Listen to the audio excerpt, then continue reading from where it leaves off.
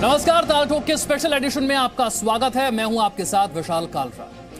आज नए हिंदुस्तान में आतंक का काल मंडरा रहा है। जहां भी आतंक की दस्तक होती है, हिंदुस्तान के शूरवीरों की गोलियां उनकी छाती को छलनी करने के लिए बेताब हो जाती है। इस वक्त भी कश्मीर के कुलगाम में आतंकियों और सुरक्षा बलों के बीच मुठभेड़ चल रही है और कभी आतंकियों के गेम ओवर की खबर कभी भी आ सकती है। लेकिन इस बीच इंटरनेशनल यूथ डे के मौके पर जम्मू कश्मीर की पूर्व मुख्यमंत्री महबूबा मुफ्ती ने अपनी पार्टी के यूथ विंग अध्यक्ष वहीद पारा को याद करते हुए एक ट्वीट किया। कहा है कि कश्मीर के लिए अपनी प्रतिबद्धता की वजह से आज वहीद पारा को दंडित किया जा रहा है। आपको बताते हैं, वहीद पारा जिसके लिए ट्वीट किया, ये वहीद पारा कौन है? जिस शख्स की पैरवी महबूबा मुफ्ती कर रही हैं, उस शख्स वहीद पारा पर आरोप है अपने राजनीतिक फायदे के लिए आतंकियों की मदद करना, और इसी मदद की वजह से कश्मीर में सुरक्षा बलों पर आतंकी हमले हुए। ऐसे शख्स की पैरवी करते हुए ट्वीट महबूबा मुफ्ती की तरफ से किया जा रहा है। सवाल यह उठ रहा है कि अगर देशद्रोहियों पर एक्शन हो रहा है तो आखिर महबूबा मुफ्ती को टेंशन क्यों हो रही है? एक ऐसा शख्स जिस पर आरोप है करोड़ों रुपए खर्च करने का ताकि घाटी में अमन चैन ना आ सके, घाटी में हिंसा फैलती रहे। बुरहान वानी की मौत के बाद हिंसा फैलाने के लिए करोड़ों रुपए खर्च किए गए। ऐसा शख्स जिसे अदालत ने जमानत देने से मना कर दिया, यह कहते हुए कि आरोप बहुत संगीन है और प्रथम दृष्टया जो सबूत रखे गए हैं वो आरोपी के खिलाफ है, जमानत नहीं मिल सकती। आजादी के उत्सव से पहले यह आतंकी राग क्यों अलापा जा रहा है? कश्मीर में तिरंगा महबूबा का देश विरोधी एजेंडा क्या यह बेनकाब कर रहा है? तो आतंकियों के मददगारों के लिए आखिर ये ट्वीट, ये पैरवी क्यों हो रही है? इस पर चर्चा करेंगे। कई खास मेहमान हमारे साथ जुड़ेंगे। सबसे पहले सुशील पंडित मेरे साथ जुड़ रहे हैं। सुशील पंडित साहब, ये वो लोग हैं, ये वो नेता हैं जो जम्मू कश्मीर के मुख्यमंत्री रह चुके हैं, जो आने वाले दिनों में चुनाव लड़ेंगे।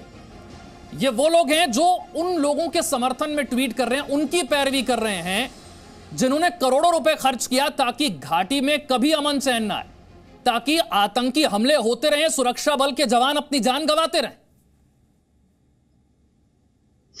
विशाल जी, इसका कारण यही है कि इनकी दुकानदारी आतंक और अलगाव के ही माध्यम से चलती है। इन्होंने जिस तरह सरकारें बनाई हैं आज तक और जिस तरह का प्रशासन दिया है, केवल और केवल मात्र अलगाववाद को बढ़ावा दिया है।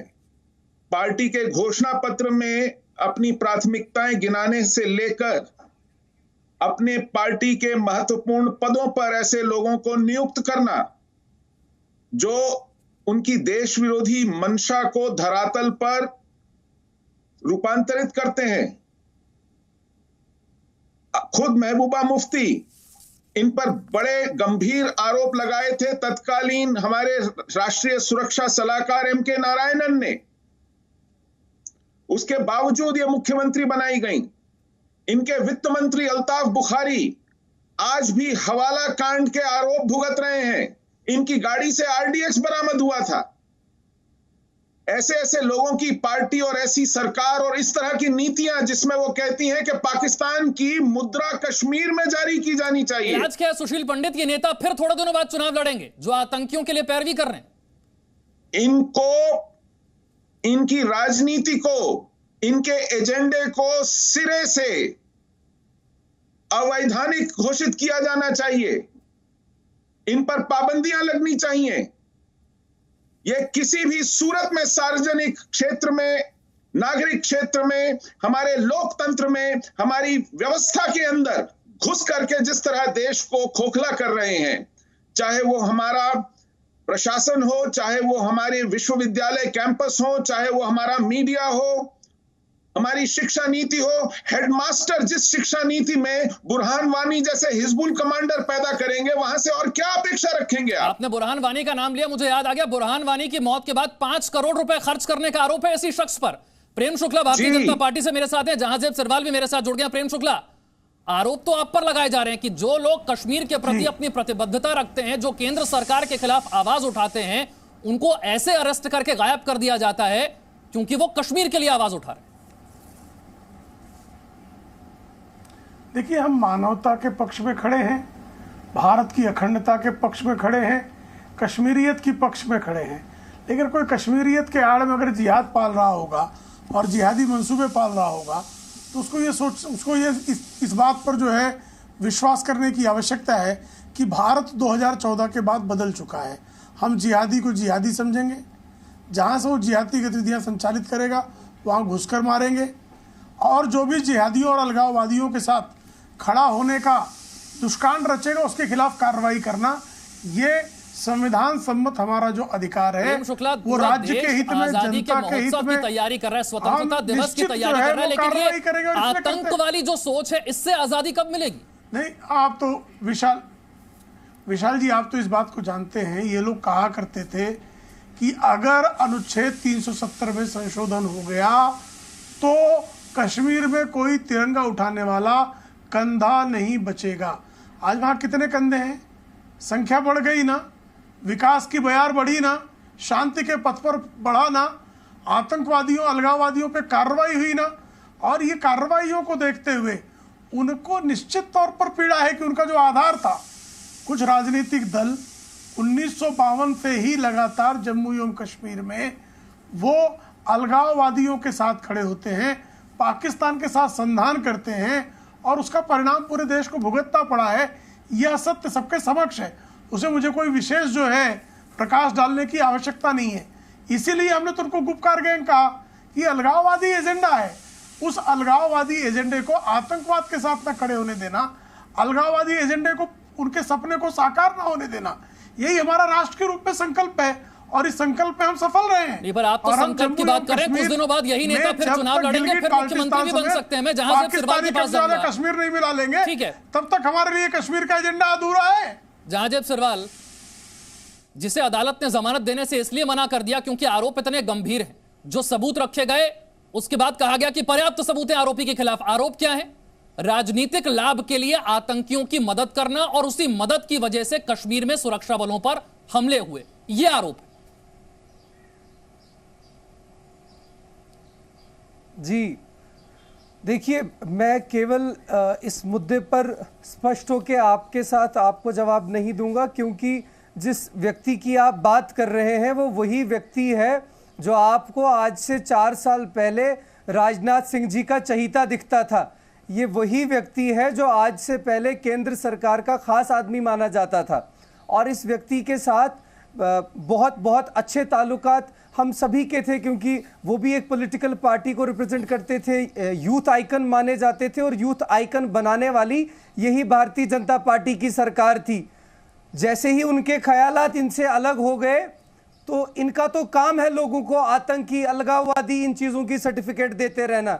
जिन पॉलिटिकल पार्टीज को ये लोग आज आतंकी और अलगाववादी कह रहे हैं, आज भी ये करगिल हिल डेवलपमेंट काउंसिल में उन्हीं के साथ सांठगांठ में सरकार बना रहे हैं। इनसे सवाल पूछिए ना, क्या वो वहां पर अलगाववादी नहीं है, सिर्फ यहीं पर अलगाववादी है? देश को बेवकूफ बनाना बंद करिए। देश भारतीय जनता पार्टी की इस घटिया सियासत से तंग आ चुका है। देश समझ चुका है कि हो रही है, ये अदालत में हो रही है या बीजेपी की कार्रवाई हो रही है? जमानत याचिका जब खारिज होती है तो अदालत करती है कि बीजेपी करती है? देखिए, मैं ये चीज क्लियर कर दूं कि कोई भी चीज अगर अदालत में है तो हमें पूरा विश्वास है इस देश की न्यायालय पे कि इस देश की न्यायालय हमेशा इंसाफ करेगी। पर मैंने ये चीज स्पष्ट कही कि अगर कोई शख्स पॉलिटिकल विक्टिमाइजेशन का शिकार हो रहा है, गुरु के मामले में भी अदालत के फैसले पर विश्वास करते होंगे आप। अरे अफजल गुरु की हमदर्दी आपको होगी, हमें बहुत अच्छे से पता है। अफजल गुरु को फांसी हमारे समय पे हुई, ये भी देश को पता है। आप सर्टिफिकेट ना दें कि किसको हमदर्दी है किसको नहीं। अच्छा, आप तक रहा होता तो फिर देश ने देख लिया होता। आप सर्टिफिकेट ना बांटे मेरे को यहाँ पर, आप ये जवाब दें। ईद के समय उसको जो है शीर खुरमा खिलाया जाए, आपके मुख्यमंत्री नहीं निकालता जी। यहाँ पर अलगाववादी है, करगिल में नहीं है, शीर खुरमा खिलाया जाए में उनके साथ 7 वर्षों तक आप उसको शीर खुरमा खिलाए, साथ जुड़े हुए भारत के नागरिकों के जवाब दीजिए ना। अफजल गुरु जैसे आतंकवादी को पालने का दुष्कर्म किया, इसका जवाब कौन देगा? कौन देगा जवाब दीजिए? अफजल गुरु के चाचा यहाँ पर नेशनल कौन देगा जवाब? चिदम्बरम कह रहे थे कि अफजल गुरु को फांसी लगाई, गलत कर दी। में वो आपके मसेरे भाई भाई हैं। चिदम्बरम जहांजेब सिरवाल जो गलत है उससे गलत कहने की हिम्मत रखिए ना। जो गलत है उससे गलत कहने की हिम्मत रखिए। बात वही पर हो रही है। ये शपथ वहीद पत्र पारा लेकर की आए। जमानत याचिका अदालत से खारिज की, उस पर आरोप है आतंकियों की मदद करने का। बुरहान वानी की मौत के बाद कश्मीर में अमन चैन ना आए इसके लिए 5 करोड़ खर्च करने का, इसलिए जमानत नहीं दी गई। सीधे बात कीजिए ना, वहीद पारा ने गलत किया, उसे बचाने की कोशिश क्यों कर रहे हैं? अरे मैंने इनको ये चीज कही कि ये क्यों, आप हिम्मत करिए, कभी कभी हिम्मत करिए इनसे ये सवाल पूछने का कि ये पार्टियां अगर अलगाववादी कश्मीर में है तो करगिल हिल डेवलपमेंट काउंसिल में मैं तो बिल्कुल पूछ रहा हूं, पर मैं आपसे ये भी कह रहा हूं कि वहीद पारा अगर आतंकियों का मददगार है तो उस पर कार्रवाई से किसके पेट में दर्द होता है? आप किसी कांग्रेसी की फोटो 2010 की भी खंगाल लेते हैं। ये जो बयान है वो अलगाववादी है कि नहीं? राजनाथ सिंह जी के साथ कितनी तस्वीरें दिखाऊं? ये जो है क्या भारत के हित में राजनाथ सिंह बयान जी के है? साथ कितनी तस्वीरें कश्मीर दिखाऊं? के हित में है? उसका जवाब दीजिए। किसके हित में है? बेसिकली इन सारे नेटवर्क्स में भारतीय जनता पार्टी मिली हुई है, इन सारी गतिविधियों में भारतीय जनता पार्टी का हाथ है। कौन सी वाली गतिविधियों यहाँ पर में? अपनी जरा खुल के बता सियासत दीजिए, जहां से चमकाने के लिए सवाल कौन सी वाली प्रलाप गतिविधियों में मिली हुई है बीजेपी? प्रत्येक- बता दीजिए, अनर्गल प्रलाप है आपका। बता दीजिए कौन सी गतिविधि और की बात कर जनता रहे हैं? समझती है। मैं यहां पर अमन शांति लूटने वाली भारतीय जनता पार्टी है। अपने पॉलिटिकल नैरेटिव को कैसे? सेट करने कैसे? के लिए यहां के लोगों को कैसे? सूली पे लटकाने वाली भारतीय जनता पार्टी है। नहीं कैसे, ये तो बताइए जरा, हेलो? कैसे अमन चैन लूट लिया? अरे 1.5 साल तक यहां के लोगों को बंदी बनाकर रखा। देश 5G की तैयारी कर रहा था, हमारे यहां बेसिक इंटरनेट फैसिलिटी बंद थी, और आप पूछ रहे कैसे तंग किया? नहीं, आतंकी गतिविधियां रुक गई इसलिए 2014 कश्मीर के लोग में परेशान हैं, ऐसा तो नहीं हो लगाने- सकता। पत्थरबाजी रुक गई इसलिए कश्मीर के लोग परेशान हैं, ऐसा तो नहीं हो सकता। सुशील पंडित, कब तक ये राग अलापा जाएगा कि हमें बंदी बनाकर रख दिया क्योंकि आतंकी गतिविधियां नहीं हो पा रही थी, पत्थरबाजी रुक गई थी, तकलीफ इस चीज की हो रही थी। चैनल के अकॉर्डिंग ठीक, जहां जब सरकार आपने लंबा जवाब दिया, आप सुशील पंडित की बारी, जरा सुन लेते हैं। सुशील पंडित, आप कब यहाँ ये विचारधारा तो खत्म नहीं हो रही आतंक वाली। पत्थरबाजी जरूर कम हो गई, आतंकी गतिविधियां जरूर कम हो गई, लेकिन ये जो आतंकी विचारधारा है वो तो वहीं की वहीं है। सुशील पंडित, ये देखिए, ये मीठा मीठा गप और कड़वा कड़वा थू वाले लोग हैं। जब आतंकवादी हमला हो जाएगा, यही आपके सर पर चढ़ दौड़ेंगे, कहेंगे कि आपकी गुप्तचर एजेंसियां क्या कर रही थी, आपकी पुलिस क्या कर रही थी, आपका सुरक्षा तंत्र क्या कर रहा था, ये पाबंदी क्यों नहीं लगाई, वो धरपकड़ क्यों नहीं की। और जब आप पाबंदी लगाएंगे, धरपकड़ कहेंगे, फिर कहेंगे अरे अरे अरे मार दिया, हमारा लोकतंत्र छीन लिया, हमारी आजादी छीन ली, हमारी नाकेबंदी कर दी, हमारे को सुरक्षा नहीं दी, आप कैसी सरकार है। ये मुंह के दोनों सिरों से बात करने वाले लोग हैं। इनके लिए आप मर जाइए, लुट जाइए, बिछ जाइए, ये कभी एहसानमंद नहीं होंगे। ये कभी मान स्वीकार नहीं करेंगे कि 1 साल तक एक भी नागरिक नहीं मरा निहत्था 370 बर्खास्त होने के बाद। वो क्यों नहीं मरा? क्योंकि सुरक्षा तंत्र मजबूत था। आतंकियों को अपने मंसूबे कार्यान्वित करने की आजादी नहीं दी गई। सुशील जी को बहुत दुख हो रहा है, कोई क्यों नहीं मरा? आपको बहुत खुशी होती है कश्मीरी को मरते हुए खुश होकर बता रहा सुशील हूं पंडित जी, आपको दुख हो रहा है कश्मीरी क्यों नहीं मरा? आपको 2 दिन पहले नहीं दिख रहा है कि एक भारतीय जनता पार्टी के सरपंच की किस तरीके से हत्या कर दी गई? दिल दुखता है हमारा। आप तो दिल्ली में बैठ के बातें कर लेते हैं, हमें दुख होता है देखते हुए, चाहे वो भारतीय जनता पार्टी का साथी मरे, चाहे किसी और पार्टी का मरे या आम कश्मीरी मरे। दिल खुश होता होगा आपको कश्मीरी का मरते हुए देखकर? कतई नहीं। आप खुश होते हैं, आप हमला होता है तब भी खुश होते हैं, हमले टल जाता है तब भी आप खुश होते हैं कि साहब चलिए हमको बताने को कुछ और मिल गया। हमला टलने पे बिल्कुल खुश होते हैं, हमला टलने पे खुश होते हैं।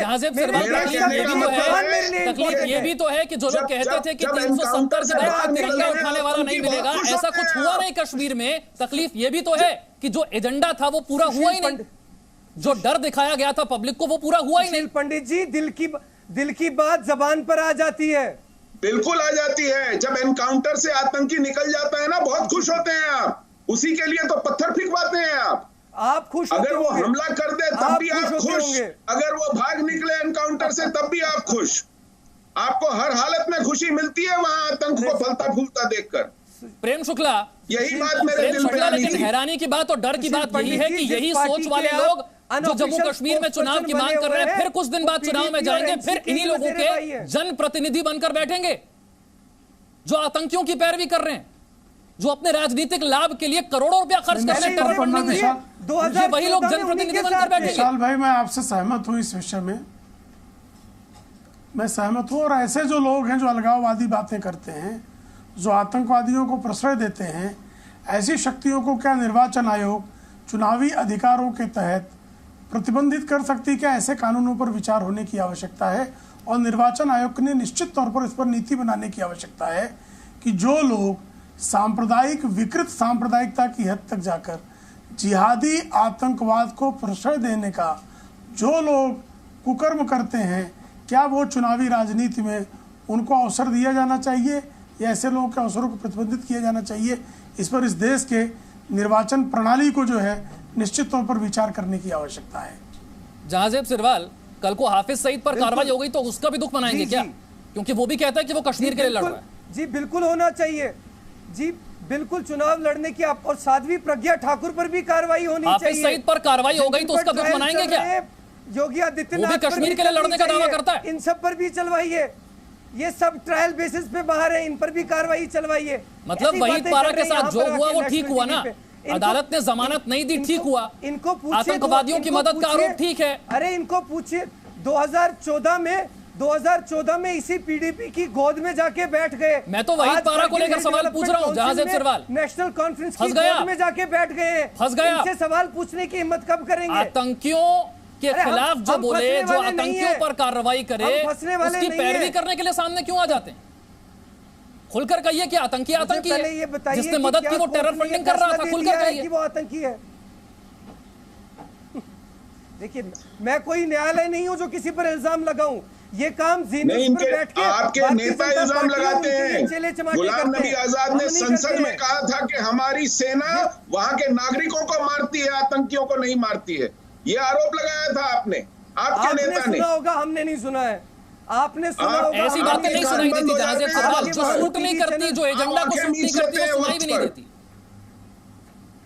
आप वक्त आने पर कान भी बंद कर लेते हैं, आंखें भी मीच लेते हैं। वो हमारे यहाँ नहीं आते। हमारे यहाँ व्हाट्सएप यूनिवर्सिटी बैन है, आपके वहाँ वो मैसेजेस नहीं। आप तो अदालत की कार्रवाई को भी अगर व्हाट्सएप से जोड़ना चाहते हो तो फिर आपकी मर्जी। अदालत का आदेश निकाल कर पढ़ लीजिए। अदालत ने जमानत देने से मना क्यों किया? आरोप क्या लगा? किस तरह से करोड़ों रुपए खर्च किए गए टेरर फंडिंग में? ये व्हाट्सएप पर नहीं आ रहा, ये अदालत में आ रहा है। अदालत कह रही है जमानत देने से मना, अदालत करती है। इनको संसद भी व्हाट्सएप नजर आती है, लोकसभा में अपने नेता का बयान भी व्हाट्सएप नजर आता है। जाने ये ऊपर से नीचे तक व्हाट्सएप के मारे हुए हैं। शौकत चौधरी साहब मेरे साथ जुड़ गए पीडीपी से। शौकत चौधरी साहब, नागपुर की वहीद पारा की पैरवी करते हुए ट्वीट, क्या आरोप है वहीद पारा पर, जानते हैं ना?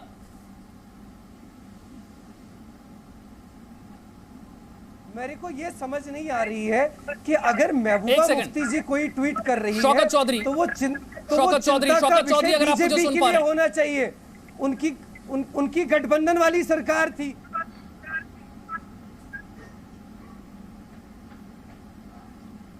ठीक, जहांजेब सिरवाल अपनी बात पूरी कीजिए। अभी लगता है शौकत तक आवाज नहीं आ रही। ठीक, मैंने कहा महबूबा मुफ्ती जी के ट्वीट का जवाब उनके गठबंधन वाले साथी से पूछिए, बीजेपी वालों से पूछिए।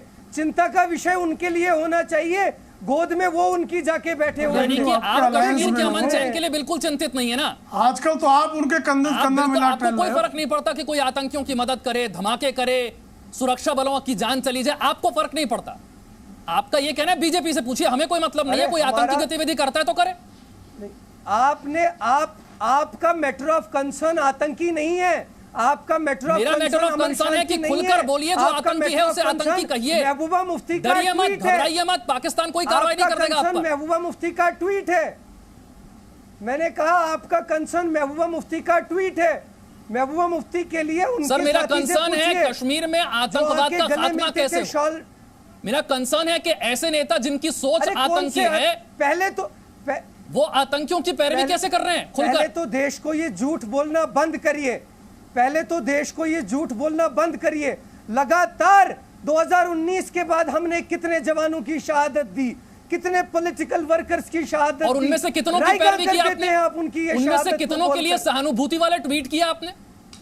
आतंकियों के लिए सहानुभूति वाले ट्वीट तो बाहर कराते हैं, जवानों की सहानुभूति के लिए, उनके मानव अधिकारों वाले ट्वीट तो नहीं आते। माननीय, अरे तो सुन लीजिए, आप माननीय राहुल गांधी जी का ट्विटर हैंडल चेक कर लीजिए, जो आज भारतीय जनता पार्टी ने डर के मारे बंद करके रखा हुआ है, उस पे देख लीजिए, प्रत्येक टेरर अटैक के बाद उस पे ट्वीट आता है। और मेरी बात सुन लीजिए, हमें केवल ट्वीट ही दिखाने की जरूरत नहीं है, हमारा भारतीय जनता पार्टी इनको जल थल नभ सब जगह जो है हमारे सीने में इतना दिखाई देती है। हम इनकी कि श्रीमान राहुल गांधी और उनके प्रवक्ता जो हैं वो भाजपा के नाम की माला जप रहे होते हैं, जपिए जपिए जपत जपनते, जपते रहें, लेकिन मुद्दे की बात समझें कि हमने जम्मू एवं कश्मीर में आज आपको शांति बहाली की, हमने आतंकवाद का दमन किया। डर के आप आतंकवाद को जो है दंड के मारे आतंकवाद को जो आपने अपनी टेबल पर बैठा रखा था, उन आतंकवादियों को जेलों में ठूस रखा है,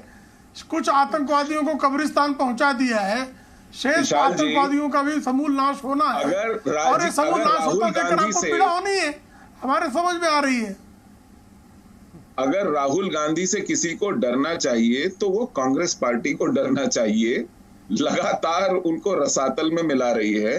भाजपा के लिए तो राहुल गांधी वरदान साबित हो रहे हैं। आप किसको खामखाम बता रहे हैं कि राहुल गांधी से डर के ट्विटर? मैं तो कह रहा हूं राहुल गांधी को दिन में 50 ट्वीट करने चाहिए ताकि कांग्रेस चुनाव लड़ने लायक, मुंह दिखाने लायक ना रहे। 5 मिनट के बाद सुशील पंडित जी 5 मिनट के बाद अपना ट्विटर वरदान है ये कांग्रेस के लिए, पता चल जाएगा कौन किससे डरता है। राहुल गांधी जी का ट्विटर हैंडल बंद करके बता दिया इस देश की सरकार ने कि कितना कांपती है गांधी परिवार से। राहुल गांधी का देश की सरकार बंद नहीं करती, ट्विटर बंद करता है राहुल गांधी के नाम से दुनिया को। पर इस देश में हजारों राहुल गांधी है, इस देश में लाखों राहुल गांधी है, लाखों राहुल गांधी है, लेकिन कांग्रेस पार्टी शर्मिंदा नहीं है। कांग्रेस का प्रत्येक कार्य को माफ कर दें, विरोधियों से बुद्धिमत्ता की अपेक्षा जो है उन पर अतिरेक है। आपका नरेंद्र मोदी डरता है, आपका संघ परिवार राहुल सिरवाल एक बार वहीद पारा ने जो किया वो गलत, कश्मीर में आतंकवाद नहीं होना चाहिए, दौरा पड़ गया इनको नारा लगाने का। बताइए ट्विटर किसने बंद कर दिया? बिल्कुल, हम कश्मीर में आतंकवाद के खिलाफ है, हम कश्मीर में अलगाववाद के खिलाफ है, हम अधीर रंजन चौधरी ने क्या कहा था संसद में जब 370 हटाई गई थी, याद है आपको? हम स्पष्ट कहा था पाकिस्तान से पूछा कि नहीं, तो बायलैटरल मुद्दे भारत ने कैसे फैसला ले लिया? देश विरोधी कश्मीर से 370 हटाने के लिए पाकिस्तान से पूछना पड़ेगा। ये तो सोचती है अधीर रंजन चौधरी की कांग्रेस पार्टी की। आज आप राहुल गांधी की बात कर रहे हैं। ये स्टैंड है मेरी पार्टी का।